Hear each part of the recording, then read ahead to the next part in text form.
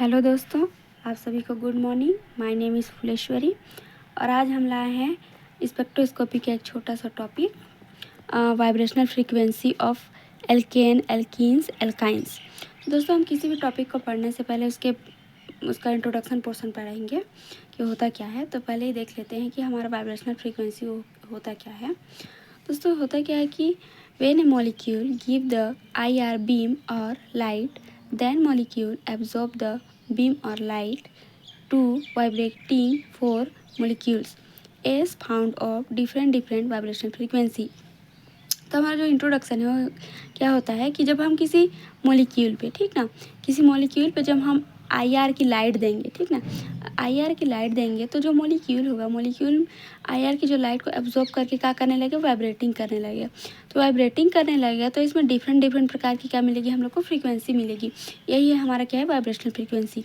तो हमारा जो एल्केन, एल्कीन्स और एल्काइंस होते हैं उसमें डिफरेंट प्रकार के वाइब्रेशनल फ्रीक्वेंसी पाया जाता है।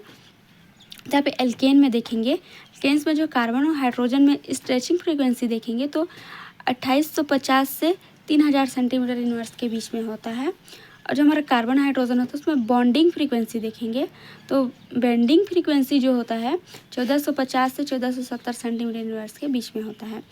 अब एल्कीन की बात करें, एल्कीन मतलब जिसमें कार्बन कार्बन के बीच में डबल बॉन्ड प्रेजेंट हो, तो एल्कीन में होता है कि एल्कीन में कार्बन कार्बन डबल बॉन्ड के बीच में स्ट्रेचिंग फ्रीक्वेंसी होता है 1680 से 1620 सेंटीमीटर इनवर्स के बीच में होता है।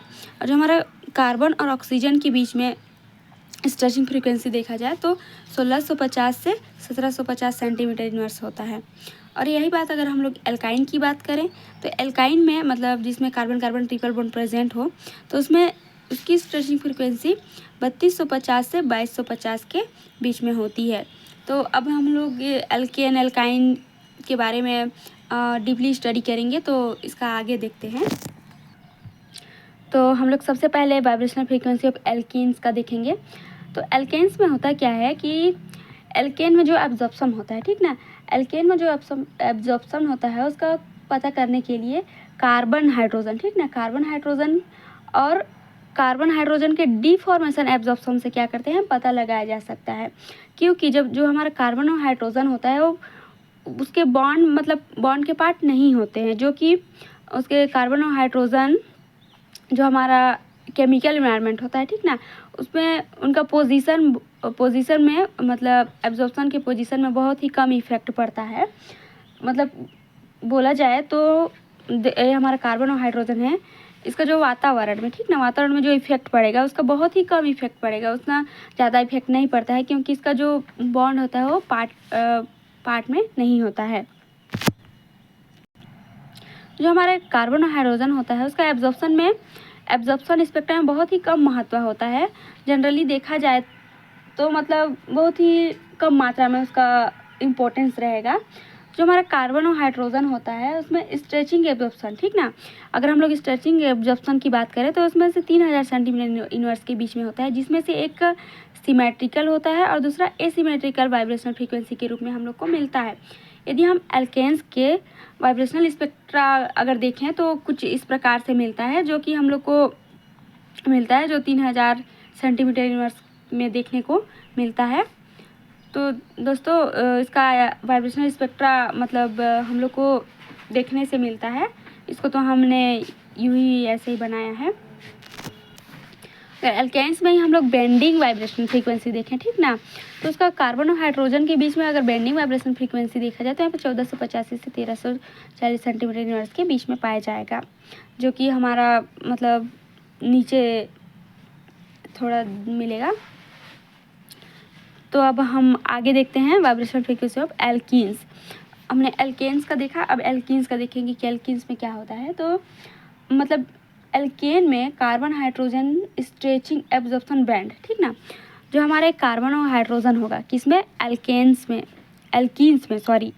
में कार्बन हाइड्रोजन स्ट्रेचिंग एब्जॉर्प्शन देखें तो उसमें 3100 से 3000 सेंटीमीटर इनवर्स के बीच में क्या होगा, पाया जाएगा, फ्रीक्वेंसी दिखाई देगी।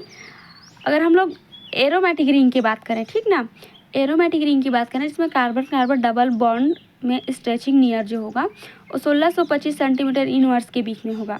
और यदि हम लोग ट्रांस एल्कीन की बात करें, ट्रांस एल्कीन मतलब जिसमें कार्बन हाइड्रोजन के बीच में, तो उसमें 970 सेंटीमीटर इनवर्स होगा। और अगर हम लोग सिस आइसोमर की बात करें, ठीक ना, सिस आइसोमर्स की बात करें तो उसमें 700 सेंटीमीटर होगा।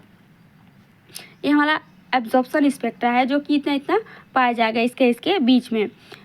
तो नॉट मच आइडेंटिफाइड, मतलब हम लोग इसको ना आइडेंटिफाई नहीं कर सकते हैं उतना ज़्यादा।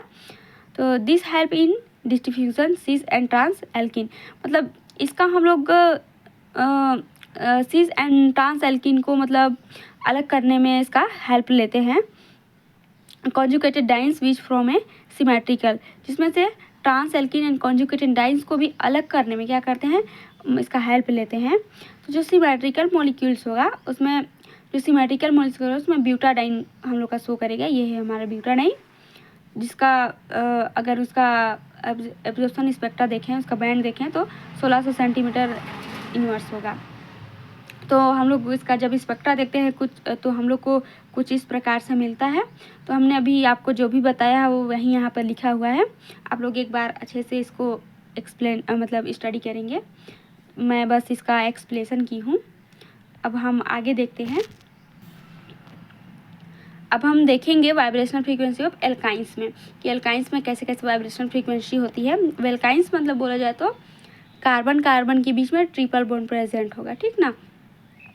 तो हमारा जनरली देखा जाता है तो जो एसिटिलीन होता है, एसिटिलीन में हम लोग का कार्बन कार्बन ट्रिपल बॉन्ड के बीच में जो स्ट्रेचिंग फ्रीक्वेंसी होता है, ठीक ना, स्ट्रेचिंग फ्रीक्वेंसी जो होता है वो 3300 सेंटीमीटर इनवर्स के बीच में होता है, जो कि स्ट्रॉन्ग बॉन्ड होता है उसके बीच में। जो carbon carbon triple bond stretching होगा ना, उसमें हमारा जो स्पेक्ट्रा होगा क्या होगा, स्ट्रॉन्ग होगा। एंड वीक स्ट्रेचिंग देखा जाए, ठीक ना, अगर कार्बन कार्बन ट्रिपल बॉन्ड के बीच में हम लोग का स्ट्रेचिंग हो, स्ट्रेचिंग अगर 2200 सेंटीमीटर के बीच में होता है, ठीक ना, 2200 सेंटीमीटर के बीच में होगा, तो हमारा वीक बॉन्ड प्रेजेंट करेगा। जो कि मोनो सब्स्टिट्यूशन एसिटिलीन में कार्बन हाइड्रोजन स्ट्रेचिंग फ्रीक्वेंसी देखा जाए तो उसमें 3300 सेंटीमीटर इनवर्स होगा। दिस बॉन्ड इज स्ट्रॉन्ग, जो कि बॉन्ड क्या होगा, स्ट्रॉन्ग होगा। And can be distribution from the hydrogen bonded, मतलब ऑक्सीजन और hydrogen and nitrogen and hydrogen में स्ट्रेचिंग ऑकरिंग अगर देखा जाए तो दोनों में क्या होता है, सेम होता है। अगर हम ऑक्सीजन और हाइड्रोजन की बात करें और नाइट्रोजन और हाइड्रोजन की बात करें तो दोनों में जो हमारा स्ट्रेचिंग फ्रीक्वेंसी होगा क्या होगा, सेम होता है।